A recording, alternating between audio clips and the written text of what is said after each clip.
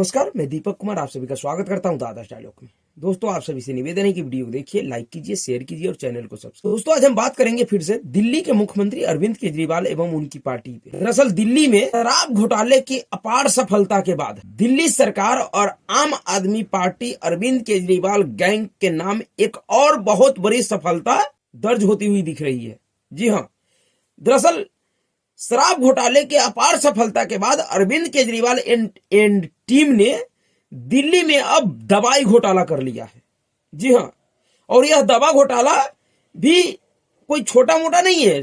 300 करोड़ रुपए का आरोप लग रहा है कि 300 करोड़ रुपए का घोटाला है, दवा घोटाला। जी हाँ, दरअसल ऐसे तो इस देश में अगर कोई सरकार सबसे अधिक घोटालों के लिए जानी जाती है अब तक का, तो वह मनमोहन सिंह जी के नेतृत्व वाली यूपीए सरकार जाना जाता है, जो 2004 से 2014 तक इस देश में दिल्ली के गद्दी पे बैठे हुए थे। केंद्र में सरकार थी उनकी, जिस सरकार का प्रधानमंत्री तो मनमोहन सिंह जी थे, लेकिन सुपर प्रधानमंत्री सोनिया गांधी जी थी। उस सरकार और उस शासन व्यवस्था के नाम पे सबसे अधिक घोटालों का रिकॉर्ड था। लेकिन जिस तरीके से दिल्ली में अरविंद केजरीवाल जी ने 2014 के बाद सत्ता व्यवस्था संभाला है, तब से अब तक लगभग 9-10 सालों के उनके इस सफर में इतने घोटाले के आरोप या इतने भ्रष्टाचार के आरोप उन पे लग गए हैं। और सिर्फ आरोप ही नहीं लगे हैं, जब आम आदमी पार्टी बनी थी 2014 में, जब उनकी सरकार बनी थी, प्रथम सरकार कांग्रेस पार्टी के सहयोग से, उस सरकार में जितने भी इनके कैबिनेट मंत्री बनाए गए थे, कुछ लोगों को छोड़ दिया जाए तो 90% इनके कैबिनेट मंत्री भ्रष्टाचार और धोखाधड़ी के मामले में जेल में है अब तक। तो ऐसा नहीं कि सिर्फ आरोप लगा है, वो आरोप इनके ऊपर साबित भी हुआ है और उसके सजा भी इनके मंत्री ने काटे हैं। अलग अलग तरीकों के हेराफेरी में, धोखाधड़ी में, भ्रष्टाचार के आरोप में, अलग अलग मामलों में इनके मंत्री, इनके नेता सजा काट रहे हैं जेल में। तो अगर कोई ये समझे कि सिर्फ आरोप लगा है, कुछ साबित नहीं हुआ है, तो ऐसा नहीं है। इस दिल्ली अरविंद केजरीवाल जी के सरकार के ऊपर जितने भी आरोप लगे हैं, जिस भी प्रकार का आरोप लगा हो, उनमें से 90% आरोप इन पे साबित हुआ है, जिसके लिए इनके नेता जेल गए हैं, सजा काटे हैं। तो उसको देखते हुए ऐसा लग रहा है कि यह यूपीए सरकार के रिकॉर्ड को भी तोड़ देगा भ्रष्टाचार के मामले में। अभी इनके सर से शराब घोटाले का, जो अब तक का दिल्ली सरकार का सबसे बड़ा भ्रष्टाचार है, जिसके ऊपर सर्वोच्च न्यायालय ने कहा उस भ्रष्टाचार के लिए कि इस शराब घोटाले के मामले में 338 करोड़ रुपए की मनी लॉन्ड्रिंग हुआ है, मनी ट्रेल हुआ है, जो जांच एजेंसी प्रत्यक्ष और अप्रत्यक्ष रूप से साबित करती हुई दिख रही है। जिस केस में दिल्ली के उप मुख्यमंत्री सह शराब मंत्री मनीष सिसोदिया, अरविंद केजरीवाल के पार्टी के सबसे वरिष्ठ नेता, लगभग तीसरे नंबर के पार्टी के स्तर पे देखा जाए तो, और राज्यसभा का सांसद संजय सिंह, इन दोनों ही लोगों को इस देश का कोई भी न्यायालय शराब घोटाले के मामले में जमानत नहीं दे रही है। ये लोग खूब परपंच कर रहे हैं, खूब झूठे नैरेटिव फैला रहे हैं कि सबको जबरदस्ती फंसा लिया गया, जबरदस्ती गिरफ्तार कर लिया गया है। ये सब इतने धूर्त है कि जब शराब घोटाले का मामला जब आया था, जब जांच एजेंसी ने जांच शुरू किया था, तो उस समय अरविंद केजरीवाल हर दूसरे दिन प्रेस कॉन्फ्रेंस करता था और कहता था कि अगर शराब घोटाला हुआ है तो ईडी, सीबीआई मनीष सिसोदिया गिरफ्तार क्यों नहीं करता, संजय सिंह को गिरफ्तार क्यों नहीं करता। दरअसल ये सिर्फ आरोप लगा के हमको बदनाम करना चाहती है। और जब उन सब की गिरफ्तारी हो गई, पिछले लगभग 1 साल होने जा रहा है, मनीष सिसोदिया को जमानत नहीं मिल रहा है। लगभग 1.5 महीने होने जा रहा है, संजय सिंह को जमानत नहीं मिल रहा है। अब ये लोग कह रहे हैं कि नरेंद्र मोदी राजनीतिक विद्वेष की वजह से हम सबको फंसा रहा है, हमारी पार्टी को खत्म करने पे लगा है। उसी शराब घोटाले मामले में अरविंद केजरीवाल को 3 सम्मन जारी हो गए ईडी के द्वारा।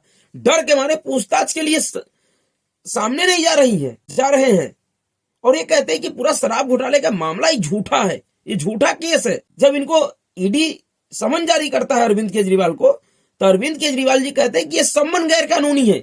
यानी कि यह ऐसे पढ़े लिखे नेता हैं, ऐसे तो ये लोग कहते हैं ब्रह्मांड के सबसे शिक्षित नेता हम हैं, इस ब्रह्मांड में हमसे पढ़ा लिखा या हमारे टीम से अधिक पढ़ा लिखा कोई नहीं है। सबको इन्होंने ब्रह्मांड का सबसे प्रकांड विद्वान साबित कर दिया। इनके पार्टी में जितने भी लोग हैं उन सभी को ये कह रहे हैं कि ईडी जो समन जारी कर रही हो गैर कानूनी, यानी कि अब जांच एजेंसी भी जो समन जारी करेगी उसको भी सर्टिफिकेट अरविंद केजरीवाल देगा, तब जाके वो समन कानूनी या गैर कानूनी साबित होगा। अब यानी ईडी अगर किसी को समन जारी करे तो पहले अरविंद केजरीवाल से चेक कराए आके कि अरविंद केजरीवाल जी देखिए ये जो समन हम जारी किए हैं ये कानूनी है या गैर कानूनी है। अरविंद केजरीवाल कहे कानूनी है तो ठीक है, और कहे दे गैर कानूनी है तो उसे खत्म कर देना चाहिए। इतना बढ़िया इनकी समझ है जांच एजेंसियों के लिए। जबकि पहले यही अरविंद केजरीवाल 2012 में कहते थे कि हमको शर्म आता है, हमारा सिर झुक जाता है इस बात से कि इस देश की जब जांच एजेंसी भ्रष्टाचार के आरोप में नेताओं को समन जारी करती है तो वह नेता उनके समक्ष प्रस्तुत नहीं होते पूछताछ के लिए, उनको सहयोग नहीं करते हैं। उन नेताओं को तो तत्काल प्रभाव से जैसे ही उन पे आरोप लगे उनको इस्तीफा दे देना चाहिए। आज वह केजरीवाल कह रहा है कि आपका सम्मान गैर कानूनी है, तो कभी कहता है कि मामला ही झूठा है, कुछ भी नहीं, हम तो कट्टर ईमानदार है, हमारे पास कुछ है ही नहीं छुपाने के लिए, लेकिन जांच एजेंसी के सामने सहयोग नहीं करेंगे। लेकिन अब वही अरविंद केजरीवाल, जब इनका दूसरा घोटाला सामने आया है जो कि सबसे घृणित घोटाला है, एक तरह से कहा जाए तो ये मानव जीवन के साथ खिलवाड़ है। पहले तो इन्होंने नशा बांटकर, शराब बांटकर शराब की ऐसी पॉलिसी बनाई जिसके वजह से दिल्ली का अधिकतर युवा शराबी हो गया, वहां पे काम करने वाले मजदूर शराबी हो गए, एक के साथ एक फ्री। ऐसे शराब बांट रहे थे अपने आप को मालदार बनाने के लिए कि एक के साथ एक फ्री कर दिया इन्होंने। ऐसी पॉलिसी आजाद भारत में शायद पहली ऐसी सरकार थी अरविंद केजरीवाल की जिन्होंने शराब के मामले में ऐसी पॉलिसी बनाई अपने राज्य में कि एक बोतल के साथ एक बोतल फ्री मिल रहा था। शायद ऐसा कोई पॉलिसी कोई सरकार कहीं बनाया होगा जैसा नया पॉलिसी इन्होंने शराब के लिए दिल्ली में बनाया था। उसी अरविंद केजरीवाल ने दिल्ली में अपने मोहल्ला क्लिनिक और सरकारी अस्पतालों का ब्रांडिंग करके पूरे देश में प्रचार करता है कि दिल्ली का स्वास्थ्य व्यवस्था विश्व का सबसे नंबर 1 स्वास्थ्य व्यवस्था हमने बना दिया, वैश्विक स्तर की स्वास्थ्य व्यवस्था बना दिया। वो अलग बात है कि अगर इनको अपना खांसी होता है तो उसके लिए दिल्ली में नहीं दिखाते हैं, इनके मंत्री के किसी बेटा बेटी या परिवार का कोई बीमार पड़ता है तो ये दिल्ली के अस्पताल में नहीं दिखाते हैं जो विश्व का नंबर 1 स्वास्थ्य व्यवस्था वाला अस्पताल है। यह बेंगलुरु देश के अलग अलग दूसरे हिस्सों में जाते हैं जहां पे इनके हिसाब से सबसे खराब व्यवस्था है। उस सरकारी अस्पतालों में जो दिल्ली सरकार के मार्फत आता है, दिल्ली सरकार उसमें गवर्न करती है, दिल्ली सरकार चलाती है, उनमें कैसे काम होगा, क्या दवाइयां जाएंगी, क्या रखे, क्या मरीज को दिया जाएगा, क्या नहीं दिया जाएगा, ये सारी बातें दिल्ली सरकार तय करती है। यहां तक कि कौन मरीज उसमें इलाज कराएगा, दिल्ली का मरीज इलाज कराएगा कि दिल्ली देश के बाहर के मरीज भी इलाज करा सकता है, ये सारे नियम दिल्ली सरकार तय करती है। अस्पताल में इलाज कराने के लिए अरविंद केजरीवाल ने कहा था कि बिहार के लोग 500-500 रुपये का टिकट बनाकर चले आते हैं और दिल्ली में अच्छा स्वास्थ्य व्यवस्था का लाभ उठाते हैं और यहां से फिर चले जाते हैं, उसका बोझ हमारे ऊपर पड़ता है। वह अरविंद केजरीवाल जब दवाई घोटाले में पकड़ाया है उनका गैंग, अब उनके सरकारी अस्पतालों में, मोहल्ला क्लिनिकों में बांटा जाने वाला दवाई अब नकली साबित हो रहा है। नकली दवाई ये लोग बांट रहे हैं, एक तरह से दिल्ली के लोगों के जीवन के साथ खिलवाड़ कर रहे हैं। तब अब ये अपना सारा ठिकरा केंद्र सरकार पे फोड़ रहे हैं, यानी कि किसी भी तरीके से इनका जवाबदेही नहीं बनता। ये यही चाहते हैं, ये समझते हैं कि हमारा सरकार तो दिल्ली में है लेकिन किसी भी तरीके की कोई हमारी जिम्मेवारी नहीं है। ऐसे भी जब कोई महत्वपूर्ण मुद्दा होता है, कोई महत्वपूर्ण संकट होता है, उस समय भी यह इस बात को दिखाता भी है, सिर्फ कथनी में ही नहीं दिखाता है, करनी में भी दिखाता है। कोरोना के समय में पूरे देश में एक ऐसी दिल्ली सरकार था जो अव्यवस्थाओं की वजह से देश के हाई कोर्ट और सुप्रीम कोर्ट का फटकार सुना। इनको सुप्रीम कोर्ट और हाई कोर्ट से लताड़ पड़ा था कोरोना के समय में।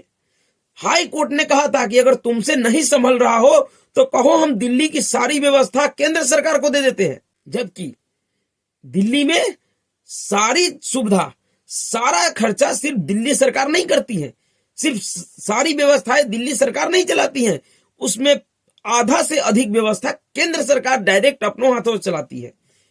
केंद्र सरकार का आधा से अधिक परियोजनाओं पे अपना पैसा खर्च होता है, दिल्ली सरकार का तो सिर्फ अगर परसेंटेज में लगा लिया जाए तो 40% ही ऐसी क्षेत्र है जहां पे इनका पैसा खर्च होता है और उन चीजों को यह चलाते हैं।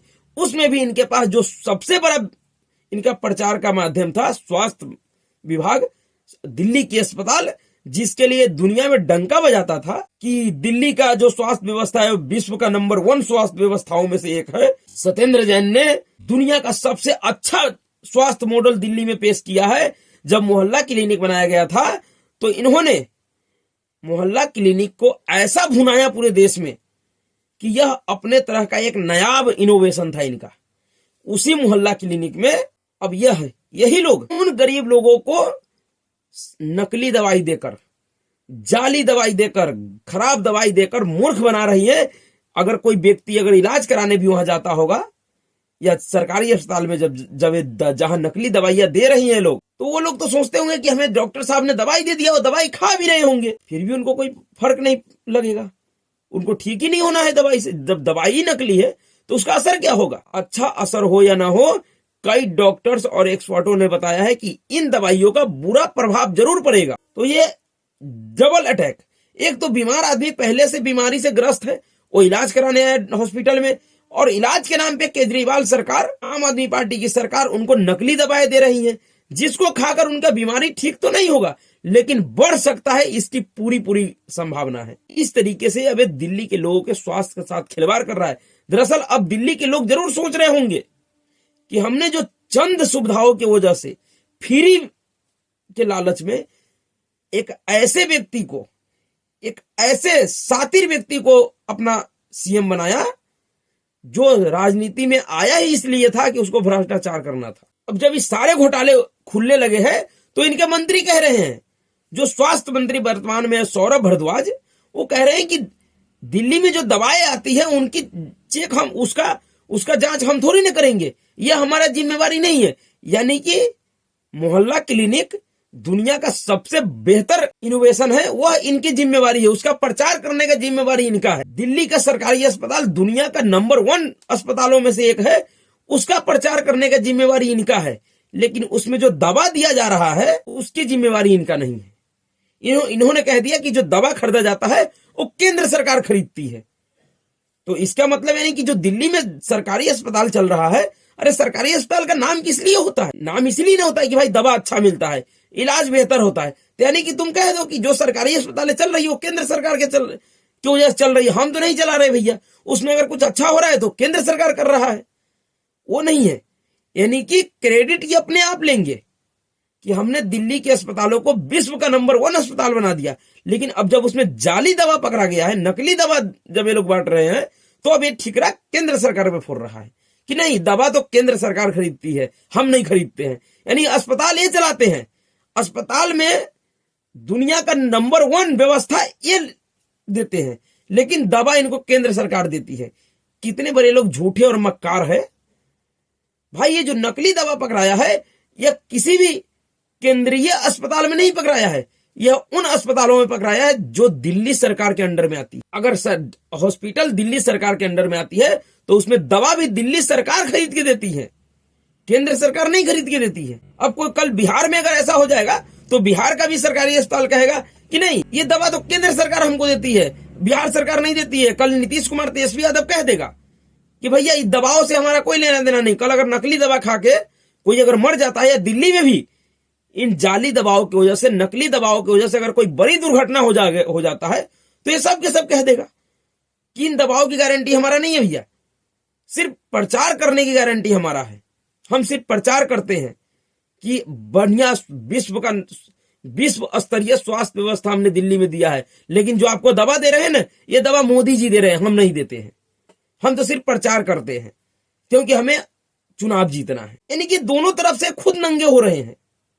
और जहां तक सवाल रहा कि सौरभ भारद्वाज कह रहा है कि दवा जांच करने की जिम्मेवारी हमारी नहीं है, तो ये इतने मकार है कि इनसे पूछा जाए कि ठीक है, जब दवा जांच तुम नहीं कर सकते हो तो क्या संसद में क्या मोदी जी और अमित शाह जी वो चेक करने वाले मशीन लेके गेट पे खड़े रहते हैं? जिस संसद सुरक्षा के लिए तुम लोग प्रधानमंत्री और गृह मंत्री का इस्तीफा मांग रहे हो, मोदी जी को दोषी ठहरा रहे हो, तो फिर इस दवा के लिए तुम्हें दोषी क्यों न ठहराया जाए? भाई विभाग तो तुम्हारा है, मंत्री तो तुम हो, फिर कैसे बच सकते हो? अगर संसद हमले में सुरक्षा चूक के लिए अगर नरेंद्र मोदी और अमित शाह जिम्मेवार है, तो इस दवा के लिए तो तुम जिम्मेवारी उठाओ ना भाई। तुम कहो ना कि हम जिम्मेवार हैं, ये हमसे गलती हुआ है, हम इसकी जांच करवाएंगे। लेकिन नहीं, जब अपने ऊपर आए तो इसकी जिम्मेवारी मेरा नहीं है। जब वही बात दूसरे के ऊपर जाता है तो नहीं, इसके लिए जिम्मेवार वो व्यक्ति है। ये दोहरा रवैया कब तक चलेगा? क्या इस समय भी इस तरीके का सातिरपना दिखाकर, इस तरीके का जालसाजी करके कोई बच सकता है क्या? ये सोशल मीडिया का दौर है भाई, हर एक बातों पे लोग ध्यान रखते हैं, और अभी तो सिर्फ ये शुरुआत हुआ है। और शायद इन्हीं सब घोटालों को दबाने के लिए, इन्हीं सब चीजों को छिपाने के लिए Kejriwal and gang bar bar power के लिए, अधिकार के लिए सुप्रीम कोर्ट चली जाती है कि भाई अधिकार हमें दे दो। अगर हमें अधिकार अगर हमारे हाथ में रहेगा तो ये सब हम दबा लेंगे, क्योंकि अधिकार इनके हाथ में है नहीं। कोई भी इनका घोटाला दबता नहीं है, चाहे वो शीश महल का हो, या शराब का हो, या अभी दवा घोटाला हो, या इससे पहले जल बोर्ड का घोटाला हो, या नगर निगम का घोटाला हो, बिजली का घोटाला हो।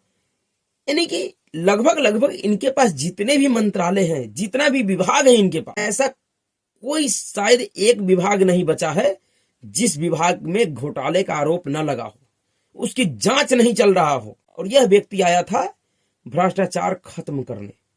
भ्रष्टाचार खत्म करने के नाम पे एक आंदोलन हुआ, अन्ना आंदोलन। उस आंदोलन से निकला हुआ यह व्यक्ति है।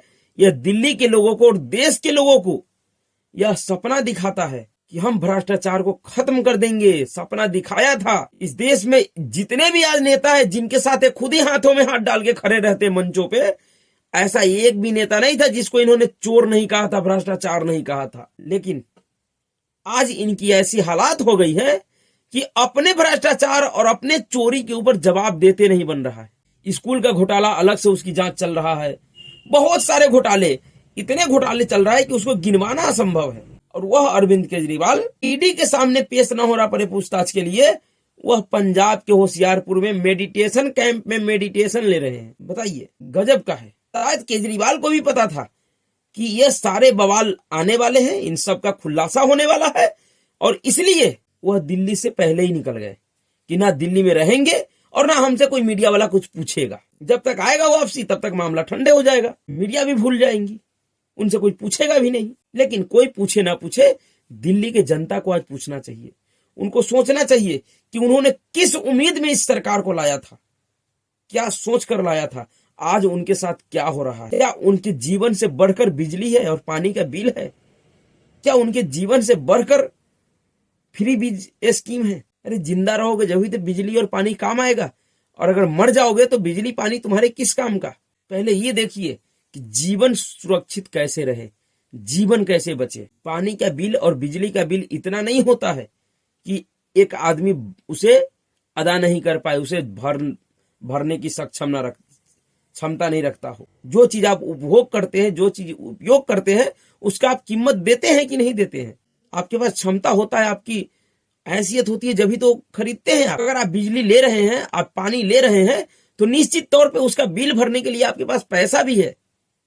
फिर इस तरीके का क्या मजबूरी है कि ऐसे निकम्मे सरकार को, ऐसे लोगों को आप झेल रहे हो जो आपके जीवन से हर तरीके का खिलवाड़ कर रहा है, चाहे पानी के माध्यम से हो। कुछ दिन पहले ही दिल्ली के बहुत सारे लोग अपने अपने घरों में आने वाले पानी के ऊपर शिकायत कर रहे थे कि गंदे पानी आते हैं। दिल्ली में प्रदूषण की वजह से क्या हाल है, बुजुर्ग और बच्चों का तो इतना बुरा हाल है कि ना जाने प्रदूषण से कितने लोग मरते होंगे। एक भी ऐसा नया काम अगर पानी बिजली को छोड़ दिया जाए और कुछ सरकारी सुविधाओं को छोड़ दिया जाए, तो ऐसा कोई भी एक नया काम अरविंद केजरीवाल जी के 10-9 सालों की सरकार में नहीं हुआ है दिल्ली में, जिसके लिए कहा जाए कि यह अरविंद केजरीवाल का इजाद किया हुआ चीज है। इस सिस्टम को अरविंद केजरीवाल ने लागू किया था, पहले यह दिल्ली में नहीं था। सिर्फ फ्री बीज को छोड़ दिया जाए तो, और उसके माध्यम से ये लोग कहते हैं कि वो बहुत अच्छा गवर्नेंस चलाते हैं, घंटा गवर्नेंस चलाते हैं। क्या चलाते हैं? 10 सालों में ना तो वो जमुना साफ कर पाए, ना ही दिल्ली से प्रदूषण खत्म कर पाए।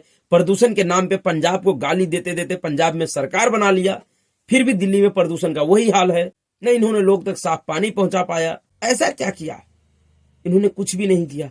बना बनाया शीला दीक्षित जी के द्वारा जो बना बनाया एक घर था, मकान था, वह सीधे सीधे केजरीवाल को मिला और केजरीवाल उसी बने बनाए मकान को, उसी बने बनाए हवेली को रंग कर, पोत कर, अलग अलग कलर लगाकर यह दिखाने का कोशिश करता है पूरे देश में कि यह महल हमने बनवाया है।